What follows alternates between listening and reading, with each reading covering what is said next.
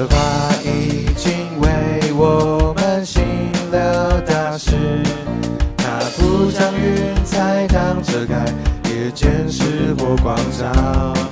耶和华已经为我们行了大事，他在干旱之处使水流成河。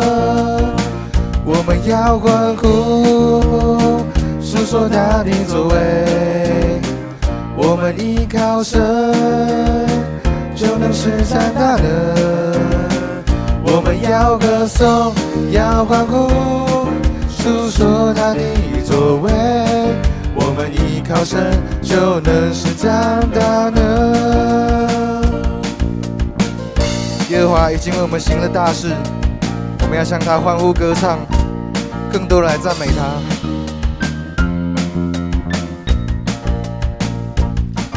耶和华已经为我们行了大事，他不将云彩当遮盖，夜间是火光照。耶和华已经为我们行了大事，他在干旱之处使水流成河。我们要欢呼，述说他的作为。我们依靠神，就能施展大能。我们要歌颂，要欢呼，述说他的作为。我们依靠神，就能施展大能。我们要欢呼，述说他的作为。我们依靠神，就能施展大能。我们要歌颂，要欢呼，述说他的作为。我们依靠神，就能施展大能。我们要欢呼，我们要欢呼，述说他的作为。我们依靠神，就能施展大能。我们要歌颂，要欢呼，述说他的作为。我们依靠神，就能施展大能。我们依靠神，就能施展大能。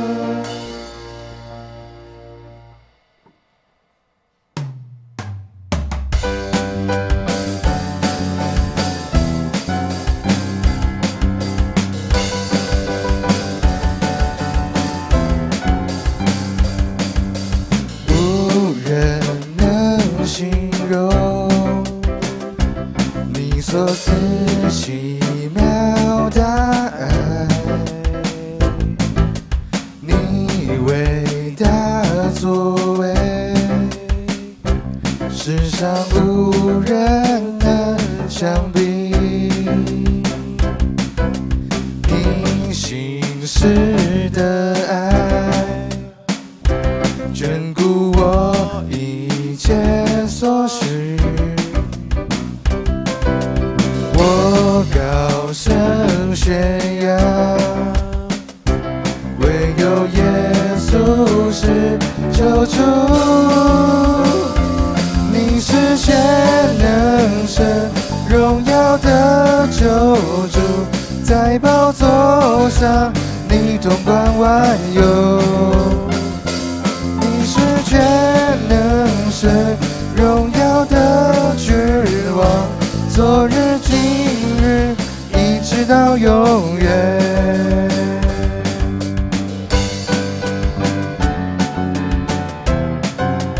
让我们从头唱一次，你信实的爱，你信实的爱，眷顾我一切所需。我高声宣扬，唯有耶稣是救主。你是全能神，荣耀的救主，在宝座上，你统管万有。你是全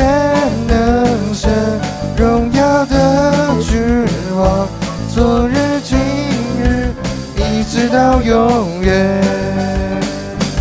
你是全能神，荣耀的救主，在宝座上，你统管万有。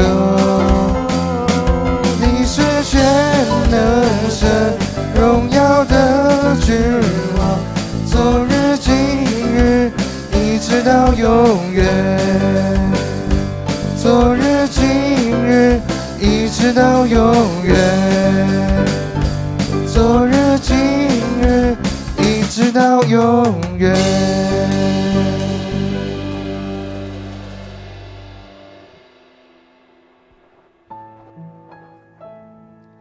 主啊，此时此刻，请你降临到我们当中，让我们更多的感受你的恩典，让我们知道你就在这里。神的国度从天降下来，神的光辉照亮在这里，天主尊贵围绕在宝座前，荣洁荣光遍满在全地。神的能力从天降下来，神的荣美彰显在这里，天使天军匍匐在你面前，大能同在，充满你殿宇，在这里，在这里，荣耀同在，充满在这里，让我们谦卑寻求你，在你殿中与你相遇，在这里，在这里，恩典能力充满在这里，让我们的敬拜不停息，将当得的荣耀全都归于你。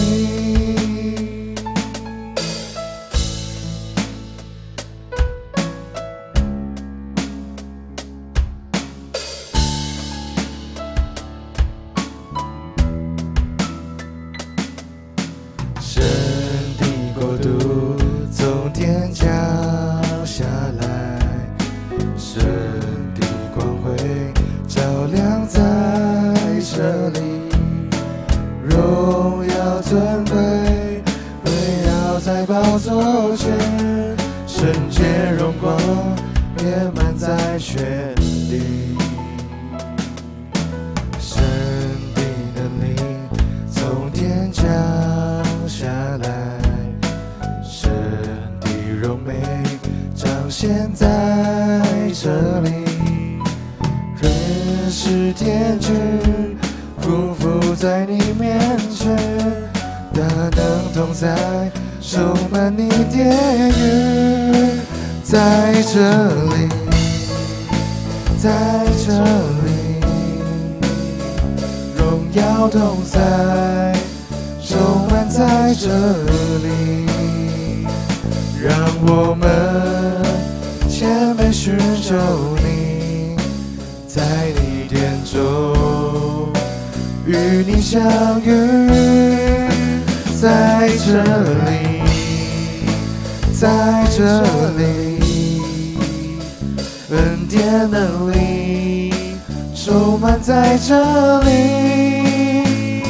让我们的敬拜不停息，将当得的荣耀全都归于你。荣耀国度充满在这里，大能同在，充满在这里，尊贵荣耀充满在这里，圣洁荣光充满在这里，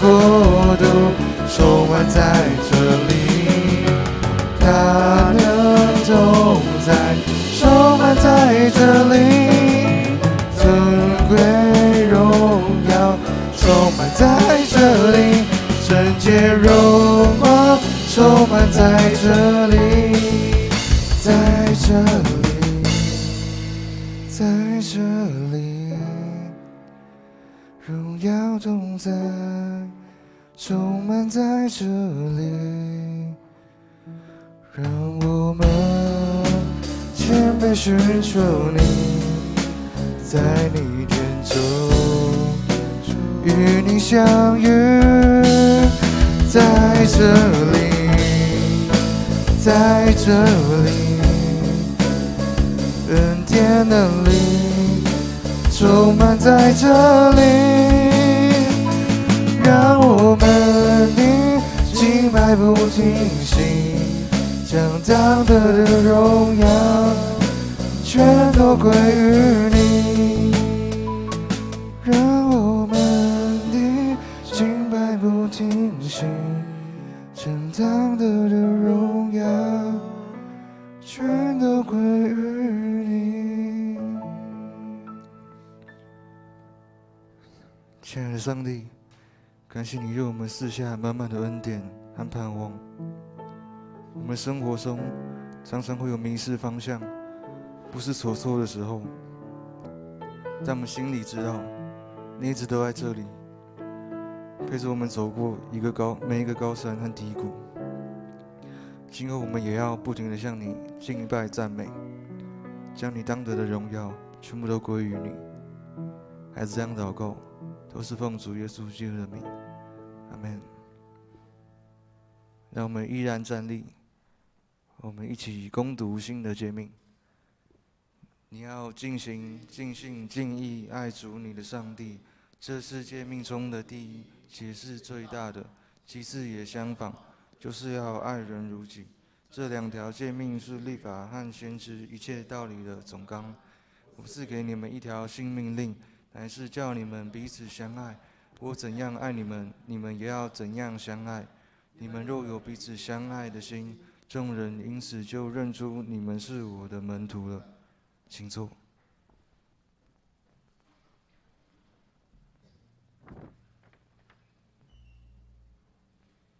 接下来报告，我们看周报。今天第一点，本主日感谢台湾神学研究学院校长蔡文明牧师，我们前来正道。那愿主也赐福带领蔡校长在神学院的服事，为基督的教会培育更多敬重又良善的仆人。那第二点，我们本主日适逢国庆连假，主日爱餐暂停一次。第三点，10月14号礼拜二，社区的关怀据点会举办秋季的一日游，地点在桃园八德皮塘自然生态公园，还有 X Park 水族馆。参加人数总共有83个人，请弟兄姐妹一起为这个一日游的行程出入平安、圆满顺利来祷告。第四点，下主日10月19号。是我们音乐见证福音主日，是合堂礼拜，请大家热情邀约福音亲友同来礼拜。那团契消息，圣歌队指挥杨若琳老师因为因故需要向小会请假，那所以再来的圣诞赞美礼拜练习周练唱周期指挥一直由潘廷一执事暂代。第二点，10月17礼拜五上午9点半，松联团契参加北中重阳节感恩礼拜，那地点在大稻埕教会。第三点，10月18妇女团契举办平林森林系日游，已经额满了，那不再受理报名。已报名的契友，请于当天8点半于教会集合出发。那下面的奉献明细，请自行参阅。接下来我们进行奉献。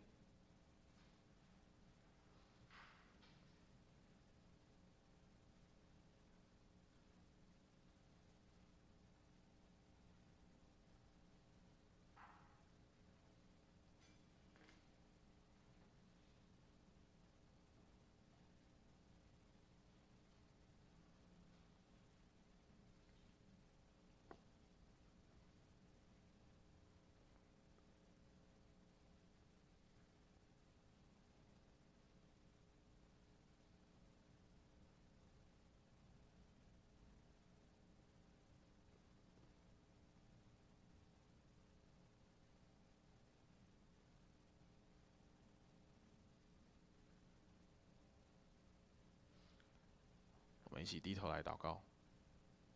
亲爱的天父，感谢你，感谢你，因为你是丰盛的主，也是使少变多的主。我们今天的经文也提醒我们，哪怕手中只有5个饼、2条鱼，我们只要愿意交在你的手中，你就能使上千人得饱足，甚至还有余。主啊，我们知道你不是靠我们奉献多少，而是靠我们是否愿意全心交托。今天我们也带着感恩与信心，把我们的奉献奉上，求你悦纳。我们如此祷告，也用主耶稣教导我们的主导文一起祷告说：我们在天上的父，愿人都尊你的名为圣，愿你的国降临，愿你的旨意行在地上，如同行在天上。我们日用的饮食，今日赐给我们，免我们的债，如同我们免人的债，不叫我们遇见试探，救我们脱离凶恶。因为国度、权柄、荣耀，全是你的，直到永远。阿们。圣经今天的经文记载在约翰福音6章1到14节。那我来读。第1节，这些事以后，耶稣渡过加利利海，就是提比利亚海。有一大群人因为看见他在病人身上所行的神迹，就跟随他。耶稣上了山，和门徒一同坐在那里。那时，犹太人的逾越节近了。耶稣举目看见一大群人来，就对腓利说：我们到哪里去买饼给这些人吃呢？他说这话是要考验腓利，他自己原知道要怎样做。腓利回答他：就是200个银币的饼，也不够他们每个人吃一点点。有一个门徒，就是西门彼得的弟弟安德烈，对耶稣说：这里有一个孩子，带着5大麦饼和2条鱼，但是分给这么多人，还算什么呢？耶稣说：你们叫大家坐下。那地方的草多，人们就坐下。男人的数目约有5000。耶稣拿起饼来，祝谢了，就分给坐着的人，也同样分了鱼，都照他们所要的来分。他们吃饱后，耶稣对门徒说：把剩下的碎屑收拾起来，免得糟蹋了。他们就把那5个大麦饼的碎屑，就是大家吃剩的，收拾起来，装满了12个篮子。人们看见耶稣所行的神迹，就说：这真是那要到世上来的先知。经文读到这边，今天正道的题目是饼在哪里？那我们请蔡伟明牧师。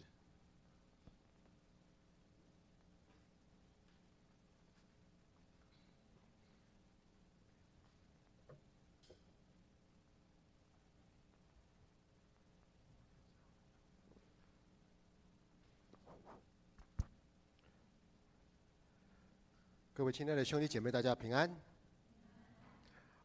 我相信各位只要听到今天的经文，听到5饼2鱼，我相信各位都完全的熟悉，对不对？说到5饼2鱼呢，应该算是整个基督教世界识别度最高、传播率最广的一个神迹。广到什么地方呢？只要你看到很多地方充满了5饼2鱼的商店。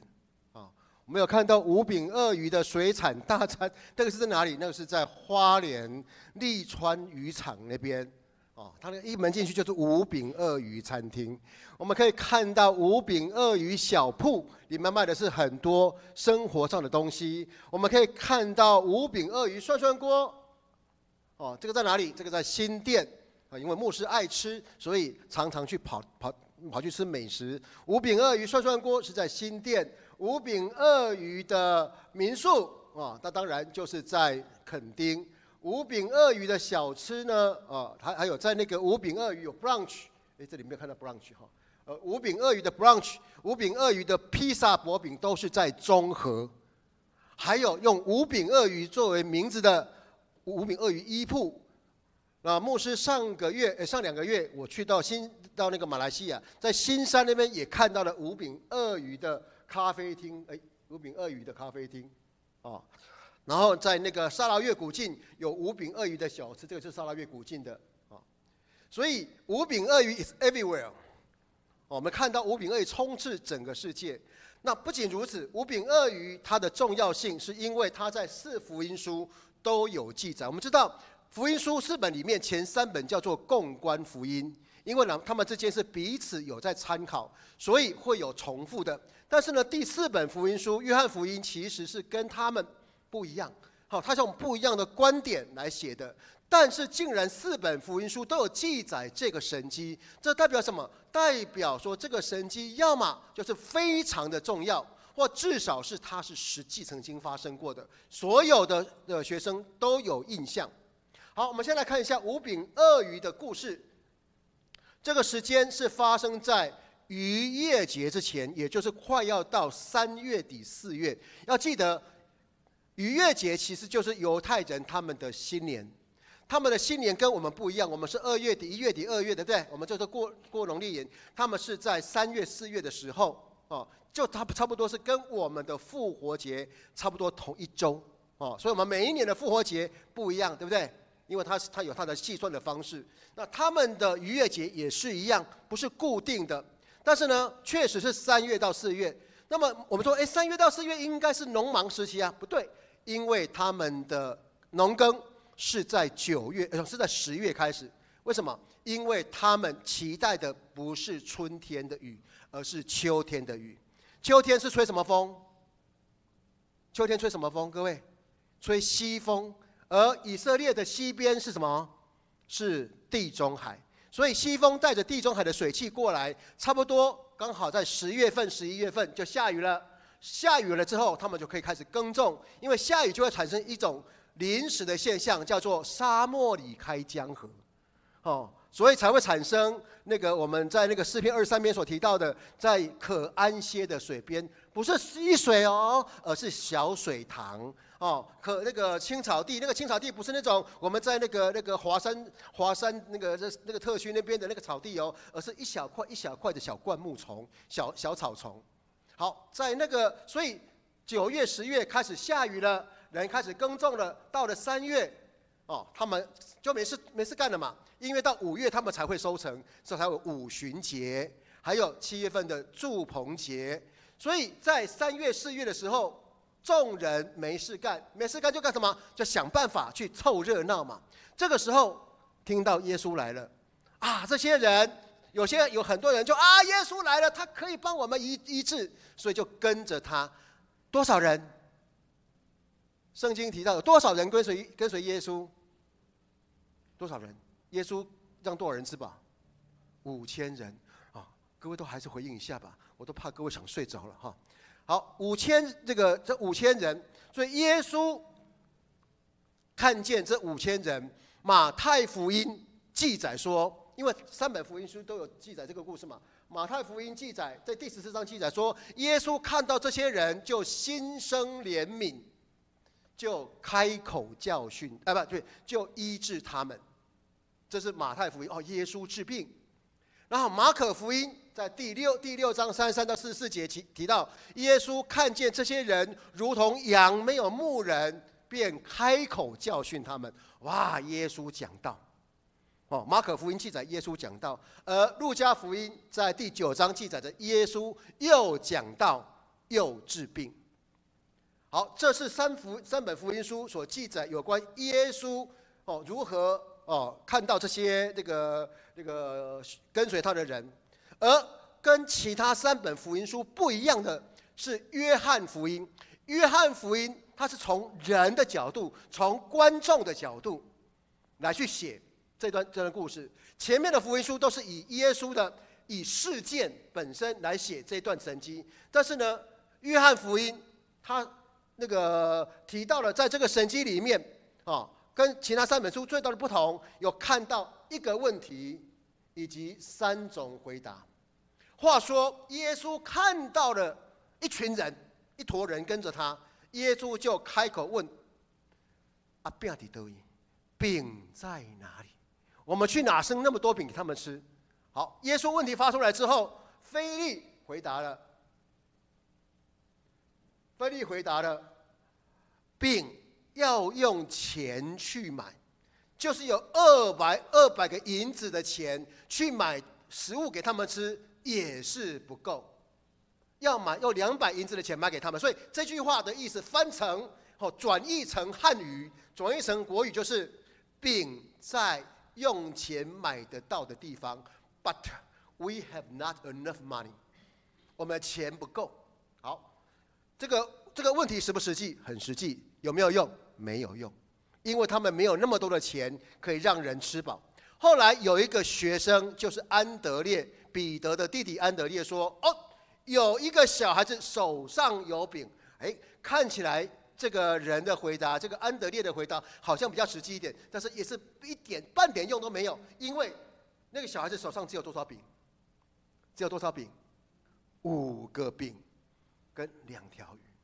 换句话说，这个问题好像有解答，但是呢，这个解答一样半点用都没有。好，所以，但是呢，这个小孩子听见了耶稣的问句，饼在哪里？他就马上回应：饼我有，我有。所以就把手上的5饼2鱼由门徒转交到耶稣的手上。我们先来看一下整个传统犹太人他的饼长什么样子。那当然，现在牧师让你们看的这个饼，这个无酵饼啦、皮塔饼啦，皮塔它是里面可以塞东西的，他们会塞 hummus， 也就是用那个鹰嘴豆的豆泥或者一些肉泥加进去的 hummus。有那个，我记得在那个101旁边有一个以色列餐厅，可以去那边吃吃看，很难吃。然后呢，会有这种所谓的无酵饼，这种对不起。这种无酵饼，但是呢，在耶稣的时代，不是饼不是长这个样子的。我只让各位看出那饼耶稣的时代饼有2个 size， 第一个 size 是比较小的，我们看一下这边有没有小的圆的东西，好像没有。那个饼大概比所谓的那个小时候大饼再稍微小一点点小朋友吃的大概是那种 size 的饼。那另外呢，还有一种大饼，那个大饼其实就是比较大的，是用锅，有没有？锅子翻过来，然后把它饼贴在锅子底下，是烧它上去烤的，把它烤得干干了之后，把它切成一块一块的，然后呢放在包包里面。他们过旷野的时候，在旅行的时候可以吃。所以很明显的，这个小孩子带的应该是那种比较小的饼，所以他要吃5个，5个饼。那圣经记载这个饼的材料是什么？是小麦还是大麦？小麦还是大麦？是大麦。圣经可以看一下，它的饼的材料是大麦。大麦饼基本上是有钱人吃的还是穷人家吃的？小麦跟大麦，细面跟粗面，哪个是穷人吃的？所以我们可以猜测，它的2条鱼大概不像是我们一般做那个旗鱼啦、鲑鱼啦、三文鱼啦那种可以做沙西米的那种鱼，应该就是那种长得不是很健康的彼得鱼，也就是所谓的无锅鱼，或者是上个礼拜你们正在吃的什么鱼？不是沙丁鱼，叫什么？秋刀鱼，所以把上个礼拜你们吃的那个鱼拿2条过来放到包包里面去，就是它的5饼2鱼。好，我们可以了解它的鱼跟饼的样子。5饼2鱼经过耶稣的手传出去了，大家有没有吃饱？有。有没有剩下？有。剩下多少？12筐那当群众吃饱之后，他们说了一句话，他说：“这真是那要来世间的先知。”哇哦，那真是要来世间的先知。把这句话用来回应耶稣所问的饼在哪里？这句话的意思就是饼在有能力的人手上 ，ability 在有能力的人手上。以色列人，请记得，耶稣的崛起是因为有一个概念一直在以色列人的那个民中流传，叫做上帝的国境的他会差遣弥赛亚，来拯救以色列。所以也因此，在耶稣之前，其实有好多自称为弥赛亚的人已经出现了。而耶稣他的那个传教也只有3句话。第一句话是什么？上帝国境的。第二句话，我是弥赛亚。第3个话，信我者回归于神。耶稣没有传很深奥的理由，他只有传这3句话。所以以色列人一直在等待弥赛亚，他们相信这个有能力的人是上帝所派来的弥赛亚。我们再回过来看，耶稣问饼在哪里？门徒说饼要用钱去买，但我们的钱不够。小孩子说我有，然后那个众人说，饼在有能力的人那里。学生门徒的回答是根据现实，因为事实上他们钱不够。小孩子的回答是根据他的单纯，因为我有嘛，也不去想说到底东西给了出去之后会有什么后果。而群众因为吃过了，所以他们的回答是根据经验。而我们看到在5饼2鱼的这件神迹里面，神用一个单纯的小孩子来完成他的神迹。神是用小孩子来完成他的神迹。神的工作常常是从微小跟单纯所开始。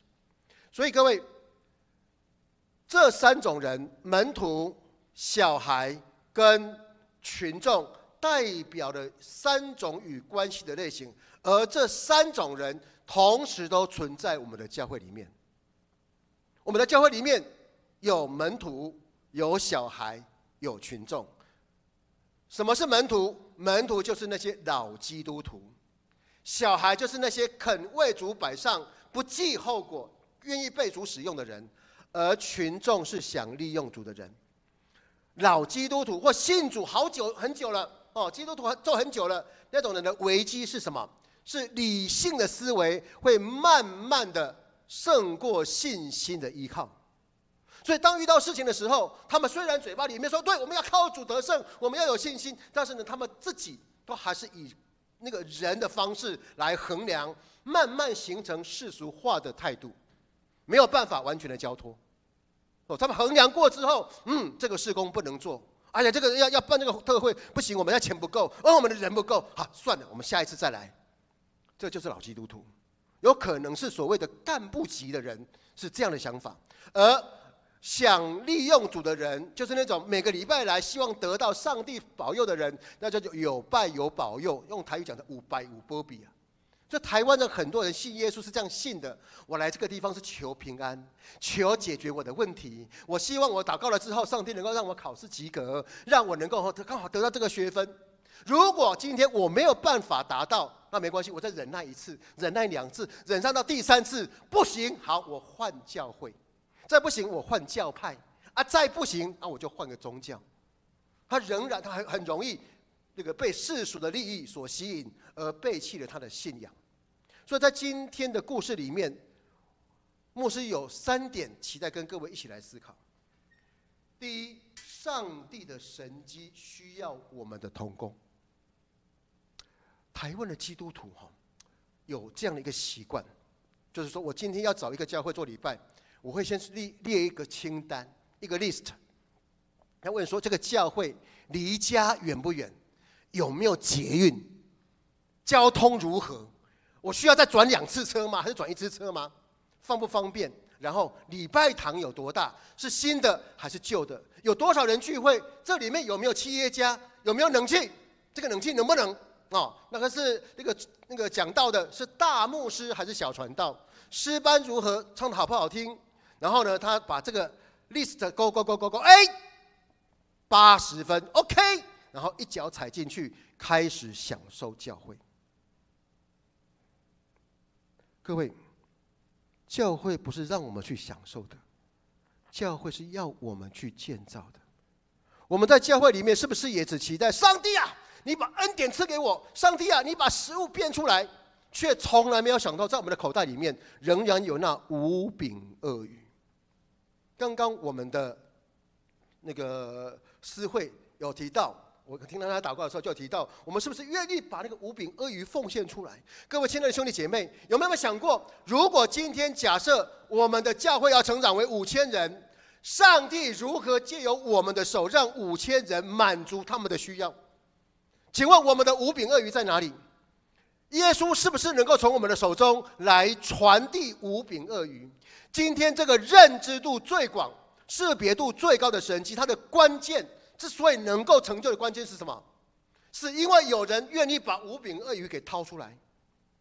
上帝当然可以，耶稣当然可以变，但是他要跟我们同工，他期待我们能够先把我们有的东西先掏出来，拿出5饼2鱼的那位孩子。没有在精打细算之后，才把东西交给门徒。当他听见门徒跟耶稣的对话，当他看到很多人正在饿肚子，他就知道这个 moment 就是要把5饼2鱼交出来的时候，它单纯摆上就成为神所重用的。各位亲爱的兄弟姐妹，请问我们有没有能够为主摆上的吗？你的口袋里面有什么？你的脑子里面有什么？你的 technology 里面你有哪些是可以为主摆上的？一切都可以。我们的笑容，我们的才能，我们的那个恩赐，都可以为主摆上。什么时候？当我们看到需要的时候，当我们被神所感动的时候，当我们看到那个机会还没有失去之前，我们常常会说：“哎呀，那个不欠我一个。哎呀，不可能啦，我没有那种恩赐。哎呀，我没有当职，我又没有当干部，太热心会被人笑。”然后就在遗憾中跟恩典擦身而过。各位，第二，我们的信心应当像小孩子。有爸爸妈妈照顾的小孩，大概都不用担心没有东西吃，对不对？名字忘记了啊？哲心，你会害怕你的小朋友没东西吃吗？你会害怕什么？他们不吃，对不对？上次你带他们到我家去，对不对？小朋友，我们现在不担心，父母亲不担心小孩子没东西吃，他们担心的是小孩子不吃东西。各位，刚刚我们是不是有念主祷文？是不是啊？来，我们来背一次第一句，好不好？来，预备，来，我们在天上的，大声一点，再来一次，预备，来，我们在天上的父。各位，当你们在读到这一句的时候，当你们用它祷告的时候，你们心里面有没有感动？有没有说对？天父爸爸就是我的父亲，就是我的天父。我这个天父充满了爱，他爱你爱我。就如同献上5饼2鱼的小孩子一样，他不担心把这个东西拿出去之后他没有东西吃。真正为主摆上的，上帝不会叫他吃亏。有个故事这样讲，可能有人有听过这个故事，就是在美国的中西部有一个小镇，里面有座教堂。这个小镇中西部就是沙漠多嘛，对不对？像那个科罗拉多州啦，对，这像那个，大家有点靠东部的，像那个叫什么？那个棒球那个叫什么？一下子忘啊，犹他州的，这些都是属于中西部的，雨比较少。话说这个小镇已经有1年没有下雨了，所以这些居民就集中到教会去找那个牧师，说：“牧师啊，我们来求雨吧。”牧师说：“好吧，那我们一起来求雨，跟上帝祷告，请上帝降雨。”所以他们全教的整个那个镇的人全都集中到教会去，就开始祷告，说：“祷告啊，上帝啊，求你给我们下雨。”他们祷告到一半，突然就那个电闪雷鸣，啪啪啪啪啪，还真的下雨了。大家刹那时间就开心，哇，下雨了，下雨了。本来很高兴，大家开始忧愁了，哭了。为什么？因为没有人带雨伞。听得懂意思吗？他们都到教堂去求雨，但却不相信神会降雨。各位，我们有没有信心？我们做个基督徒，我们有没有信心？有，你们一定有信心的。但是那往往是计算过的信心。这些没有上过我的课哈，那个他的太太才宇上过我的课。来，那么可能听说，蔡老师的课不会当人，所以老师我一定不会被老师当掉。好，为什么？因为老师在学期初就跟我们讲游戏规则，所以你只要不要超过3次无故未来，你只要该交的报告交了，你有什么事情你就赶快跟老师讲一下，一定可以过。所以才宇说：“我这个没有翘过课，我都是准时来，而且呢报告都最早交的。按照这个逻辑，蔡老师必定不会当我。”这个时候还没有到期末，我分数还没打，所以换句话说，这件事情是不是信心？是，但是这是什么？所有的条件它满足之后，我相信某事会发生，或我相信某些事不会发生，这个叫做计算过的信心。各位，这种信心佛教徒也有，道教徒、民间信仰教徒也都有，甚至连无神论者都有。亚伯拉罕的信心是因为他被悦纳，被称为信心之父，是因为没有人85岁还能生小孩。我指的是女生哈，男生还有可能。女生85岁还能生小孩，那是跟生理的事实违背的。摩西的妈妈能够他的信心被神所悦纳，是因为他决定跟法老王对抗，那是不可能有胜算的。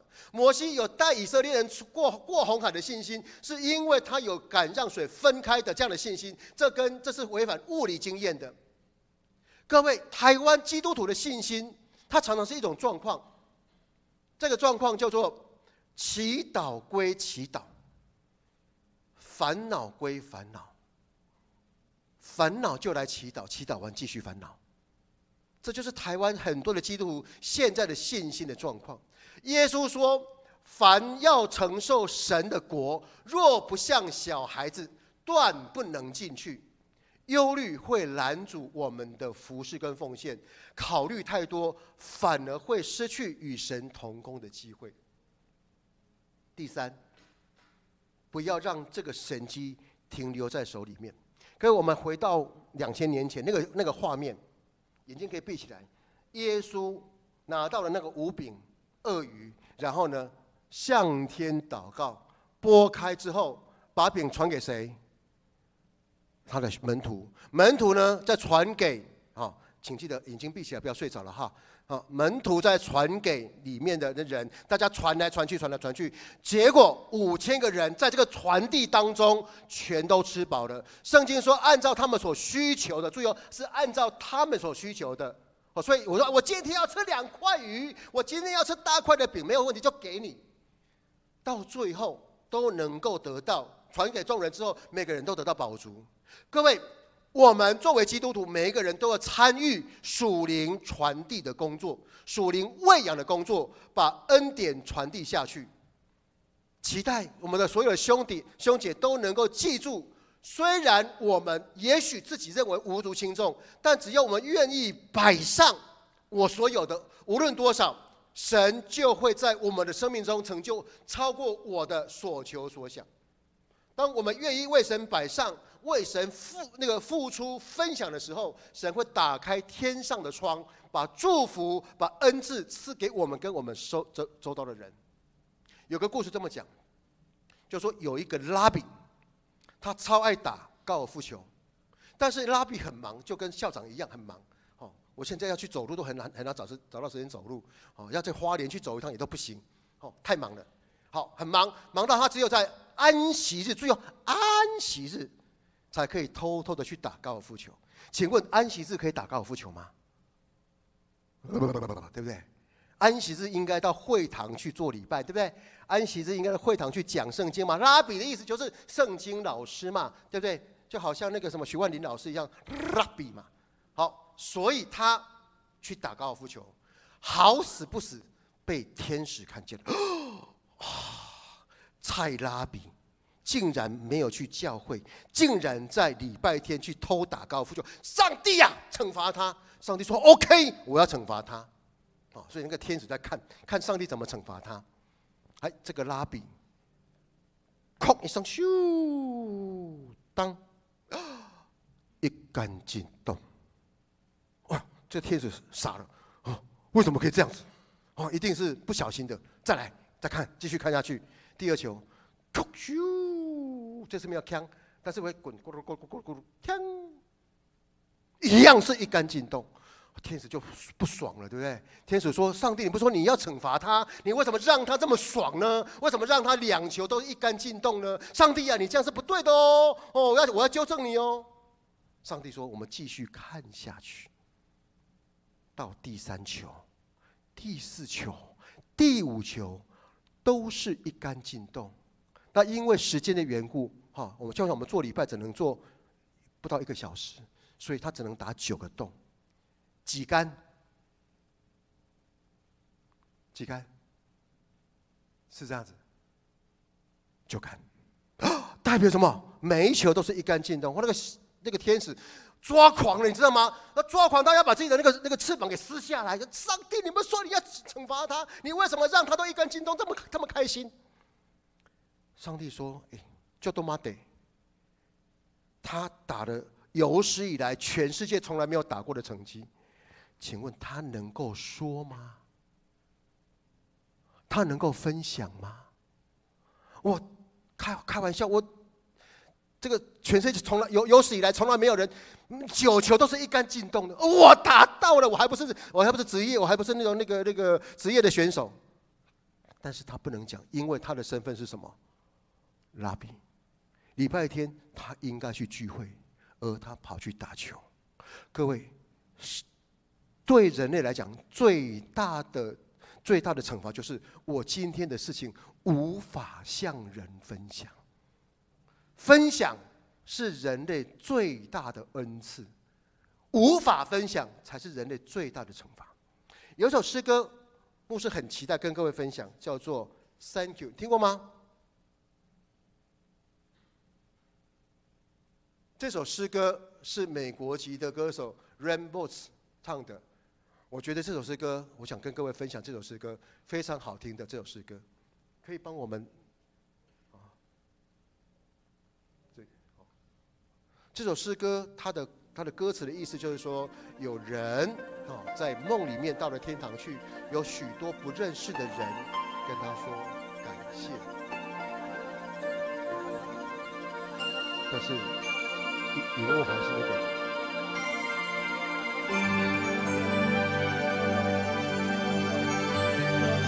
Hello， Dreamed I went to heaven. You were there with me. We walked upon the streets of gold, beside the crystal sea. We heard the angels singing, and someone called your name. We turned and saw this young man, and he was smiling as he came. And he said, friend, you may not know me now. And then he said, but wait, you used to teach my Sunday school when I was only 8. And every week you would say a prayer before the class would start. And one day when you said that prayer, I asked Jesus in my heart. Thank you for giving to the Lord. I am a life that was changed. Thank you for giving to the Lord. I am so glad you gave. Then another man stood before you and said, remember the time a missionary came to your church and his pictures made you cry. You didn't have much money, but you gave it anyway. Jesus took the gift you gave, and that's why I'm here today. Thank you for giving to the Lord. I am a life that was changed. Thank you for giving to the Lord. I am so glad you gave. One by one they came, far as the eye could see. Each life somehow touched by your generosity. Little things that you had done, sacrifices made. I noticed on the earth, in heaven now proclaim. And I know up in heaven you're not supposed to cry, but I am almost sure there were tears in your eyes as Jesus took your hand and you stood before the Lord. He said, my child, look around you, for great is your reward. Thank you for giving to the Lord. For I have a life that was changed. Thank you for giving to the Lord. I am so glad you gave.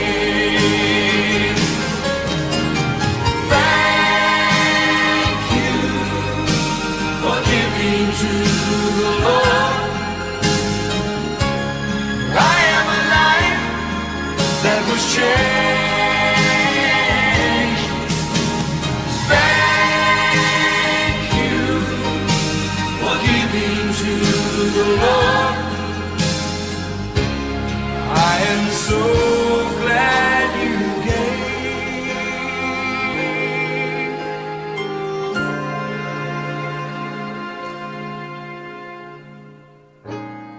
I am so glad you gave. 各位亲爱的兄弟姐妹，神给了我们很多的恩赐与恩典，为的就是要让我们将这些传递出去。或许我们做了一点小小的动作，也许我们自己都忘记了，我们自己都不在意，但对许多人来讲，可能是改变他们一生的事。我们是不是有许多要说 thank you 的人？或者我们是不是想要成为那个被人说 thank you 的人？发生在加利利海边的这件事情，是一场信心的考试。这场考试只有一个人及格，谁？那位小孩子。他没有管他把饼跟鱼拿出来之后会发生什么事情，他也没有计算说我这个东西到底够不够，会不会被人家笑，他就拿出来了。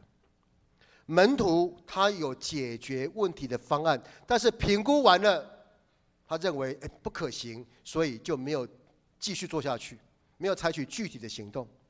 群众经历了神的恩典，但他不是用属灵的眼光去看，他是用属世的眼光去看。所以在第15节在我们这个故事的第15节，他说群众要逼耶稣做他们的王。他们认为耶稣就是那个弥赛亚，所以他们要逼耶稣做他们的王。他不是用属灵的方式，而是用属世的层面。结果主离开他们走了。求神帮助我们，能够用小孩子单纯的眼睛来看神的工作，以免太过精打细算，失去信心；也不要只顾自己，而失去经历神的机会。我们一起来祷告。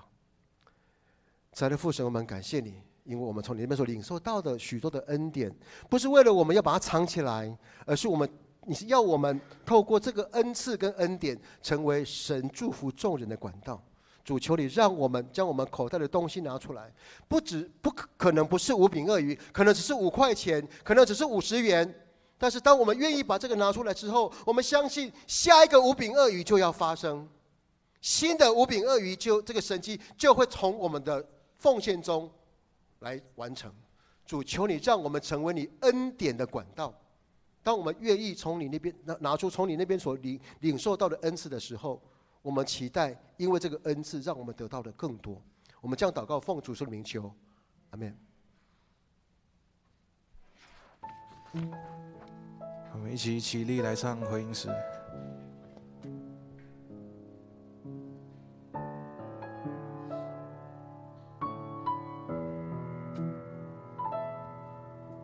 神的国度从天降下来，神的光辉照亮在这里，荣耀尊贵围绕在宝座前，圣洁荣光遍满在全地。神的能力从天降下来，神的荣美彰显在这里，天使天君匍匐在你面前，大能同在充满你殿宇，在这里，在这里，荣耀同在充满在这里，让我们谦卑寻求你，在你殿中与你相遇，在这里，在这里，恩典能力充满在这里，让我们的敬拜不停息，将当得的荣耀全都归于你，让我们的敬拜不停息，将当得的荣耀全都归于你。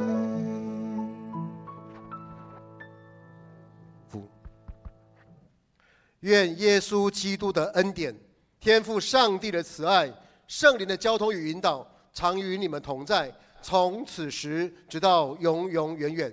阿们。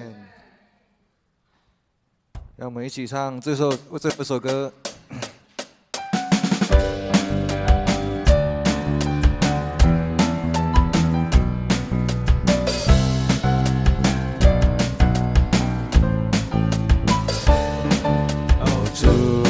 求你使用我，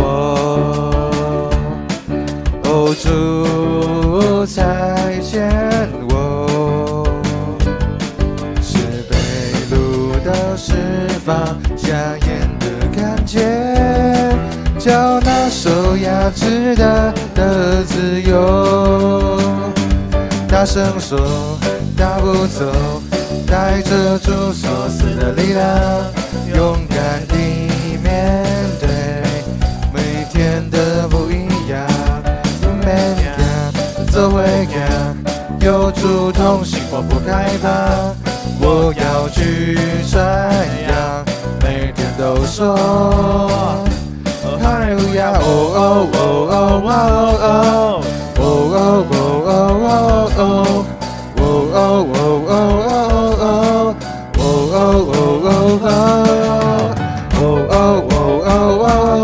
oh oh oh oh oh 大声说，大步走，带着主所赐的力量，勇敢地面对每天的不一样，走回家，有主同行，我不害怕，我要去传扬，每天都说哈利路亚，哈利路亚，哈利路亚，哈利路亚，哈利路亚。2堂礼拜到这里结束，大家可以彼此交谊。